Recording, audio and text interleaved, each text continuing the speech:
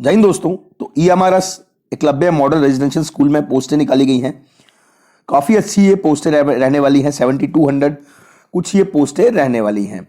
अब इसमें फॉर्म के मैं आपको बता दूं कि पोस्टें किस किस में रहने वाली हैं। ये आप देख सकते हैं। ये पोस्टें टोटल है, प्रिंसिपल है, पोस्ट ग्रेजुएट टीचर हैं, ट्रेन ग्रेजुएट टीचर हैं, हॉस्टल वार्डन की पोस्टें हैं, मेल फीमेल दोनों के लिए, फीमेल स्टाफ नर्स की पोस्टें हैं, अकाउंटेंट की पोस्टें हैं, यूनियन सेक्रेटरी असिस्टेंट की हैं और लैब अटेंडेंट की पोस्टें इसमें रहने वाली हैं।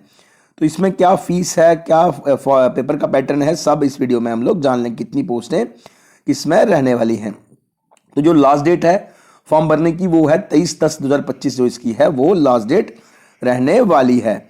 Application fees not applicable. Application fees जो होगी फीमेल, SC ST और PWD वालों के लिए नहीं है, और सिर्फ उनके लिए प्रोसेसिंग फीस ही रहेगी। अब इसमें प्रिंसिपल की फीस की मैं बात करूँ, SC ST एंड PWD तो 500 है, प्रोसेसिंग फीस ही रहेगी। PGT TGT वालों के लिए 500 है और नॉन टीचिंग स्टाफ के लिए भी 500 रहने वाली है। अगर जो SC ST और PW को छोड़ के बाकी कैटेगरीज और फीमेल को छोड़ के उनके लिए प्रिंसिपल की जो फीस है 2000 प्लस प्रोसेसिंग फीस है 2500 रुपया। PGT TGT के वालों के लिए 1500 प्लस 500 प्रोसेसिंग फीस 2000 रुपये फीस है। नॉन टीचिंग स्टाफ के लिए 1000 प्लस 500 1500 रुपया फीस है। काफ़ी डिफरेंस है, फीस काफ़ी भारी भरकम फीस रखी गई है।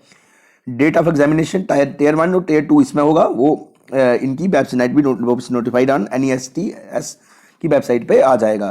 सेंटर ऑफ एग्जामिनेशन भी उस पर ही बताया जाएगा। ये आप देख सकते हैं पूरा, ये आ गया। Display scan of copy OMR sheet के बारे में बताया गया है। पोस्टों की बात करें तो पोस्टें अब ये देख सकते हैं आप। प्रिंसिपल की 225 पोस्टें हैं, PGT की 1460 पोस्टें हैं, TGT की 3962 पोस्टें हैं, फीमेल स्टाफ नर्स की 550 हैं, हॉस्टल वार्डन की 635 हैं, अकाउंटेंट की 61 है, जूनियर सेक्रेटरी असिस्टेंट की 228 है, लैब अटेंडेंट की 146 पोस्टें रहने वाली है। टोटल ये पोस्टें हैं 7267 पोस्टें ये टोटल रहने वाली। ये देख सकते हैं आप प्रिंसिपल ग्रुप A की पोस्टें कितनी कितनी हैं, ये आ गया। उसके बाद ये आ गया TGT वालों के लिए, PGT वालों के लिए सॉरी, ये है अलग अलग सब्जेक्ट के लिए, English, Hindi, maths, chemistry, physics, biology, history, geography, commerce, economics, computer science वालों के लिए 1460 पोस्टें हैं टोटल। उसके बाद ये आ गया TGT वालों के लिए 2550 पोस्टें हैं, Hindi, English, maths, social studies, science, computer science ये है।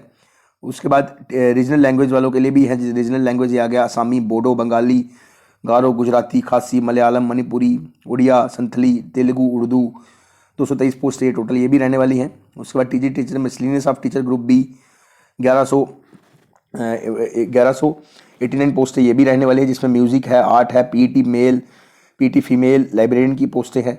उसके बाद हॉस्टल वार्डन की पोस्टें हैं 346 मेल की, फीमेल की 289 है, फीमेल स्टाफ नर्स की 550 पोस्टें हैं, अकाउंटेंट की 61 है, जूनियर सेक्रेटरी असिस्टेंट की 228 है और लैब अटेंडेंट की 146 पोस्टें टोटल है। 1620 पोस्टें ये भी रहने वाली हैं। ये है पोस्टें टोटल कितनी कितनी दी गई हैं, ये आ गया। उसके बाद इसकी क्वालिफिकेशन पे भी नज़र डालते हैं कि क्वालिफिकेशन इसकी क्या रहने वाली है और सिलेबस का पैटर्न क्या रहने वाला है। ये आप देख सकते हैं सब्जेक्ट के बारे में बताया गया। पे लेवल अच्छा काफ़ी, प्रिंसिपल का लेवल 12 की ये पोस्ट है, PGT लेवल 8 की है, TGT 7 की है, लाइब्रेरियन 7 की है, इसके सारे ये लेवल बताए गए हैं। ये आ गया। मोड ऑफ एग्जामिनेशन टीयर 1 जो होगा ये मेरे staff will be conduct in MCQ OMR based ही होगा, ये मतलब OMR बेस्ड ही पेपर इसका लिया जाएगा। लैंग्वेज आप हिंदी इंग्लिश कोई भी ले सकते हैं। ये आ गया प्रिंसिपल का सिलेबस, जिसमें रीजनिंग है, जनरल अवेयरनेस है, 100 नंबर का पेपर है, 100 ही क्वेश्चन है, 2 घंटे का ये पेपर होगा। उसके बाद टीयर 2 भी होगा। प्रिंसिपल का जो टीयर 1 क्वालिफाई करेगा 1:10 की रेशो में उनको आगे लिया जाएगा। ये आप देख सकते हैं पूरा PGT वालों का सिलेबस है, OMR बेस ये भी होगा, 100 नंबर का पेपर ये भी रहेगा, जिसमें जनरल अवेयरनेस है, रीजनिंग एबिलिटी है, ICT नॉलेज है, कंप्यूटर का टीचिंग एप्टीट्यूड है, डोमेन नॉलेज है, ये सारा कुछ इसमें रहने वाला है। इसमें भी सेम 1:10 की रेशो में टीयर 2 के लिए स्टूडेंट्स को लिया जाएगा। इसमें ऑब्जेक्टिव रहेगा, डिस्क्रिप्टिव भी रहेगा और ये सारा रहेगा। ये आ गया TGT का सिलेबस। उसके बाद फिर से टीयर 2 भी होगा। हॉस्टल वार्डन का सिलेबस है ये, जिसमें जनरल अवेयरनेस है, रीजनिंग है, मैथ्स है, लोकल लैंग्वेज है, ठीक है। इसके बाद भी टीयर 2 होगा 1:10 की अकाउंटेंट का सिलेबस आ गया। ये फीमेल स्टाफ नर्स का सिलेबस है। उसके बाद इनका भी टीयर 2 होगा, ये जूनियर सेक्रेटरी असिस्टेंट का सिलेबस, लैब अटेंडेंट का ये सिलेबस है, इसमें भी सेम टीयर 2 भी होगा।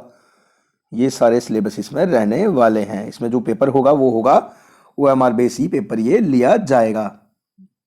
ये आ गया पूरा। इसमें डिटेल जो सिलेबस होगा वो कहाँ पे आ जाएगा वो मैं आपको दिखा देता हूँ। वेबसाइट है ये उनकी वेबसाइट रहने वाली है। ये वेबसाइट है nestribal.gov.in। ठीक है, तो ये सारा सिलेबस इसमें रहने वाला है। ये आ गया। ये उसके बाद क्वालिफिकेशन की एलिजिबिलिटी क्राइटेरिया क्या है? प्रिंसिपल की जो एज है नॉट एक्सीडिंग 50 ईयर से ज़्यादा नहीं होनी चाहिए। और SC ST ये आ गया। अप्लीकेबल जो भी होते हैं रिलैक्सेशन दी जाती है 5 साल की, वो तो मिलेगी ही SC ST OBC वगैरह वालों को। ये master degree from recognise university 50% marks होना चाहिए। बैचलर डिग्री BEd होना चाहिए NCT से अप्रूव, या तो 3 ईयर इंटीग्रेटेड। और एक्सपीरियंस भी प्रिंसिपल के लिए मांगा गया है। Holding analogue post of principal in central state ये होना चाहिए। ये आ गया।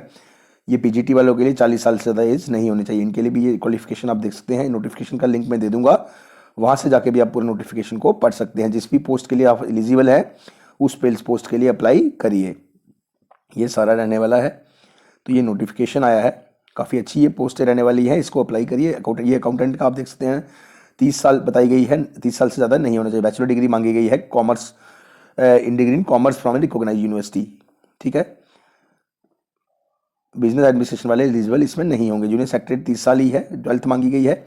मिनिमम स्पीड 35 वर्ड मिनट जो है टाइपिंग की स्पीड भी मांगी गई है।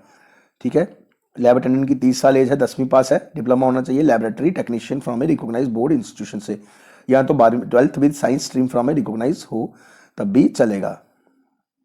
अगर कोई एम्प्लॉय है EMRS का तो उसके लिए 55 साल तक वो फॉर्म भर सकता है। तो उनके लिए ये है। SC ST को 5 साल की रिलैक्सेशन है, अदर बैकवर्ड को 3 साल की है। ये इस तरह से रिलैक्सेशन भी इसमें दी गई है। तो जो भी एलिजिबल कैंडिडेट है तो इस फॉर्म को आप भर सकते हैं। अगले महीने 23 तारीख इसकी जो है वो लास्ट डेट रहने वाली है। तो ये पूरा नोटिफिकेशन आया है EMRS का। ठीक है, तो ये था पूरा नोटिफिकेशन। धन्यवाद। जय हिंद, जय भारत।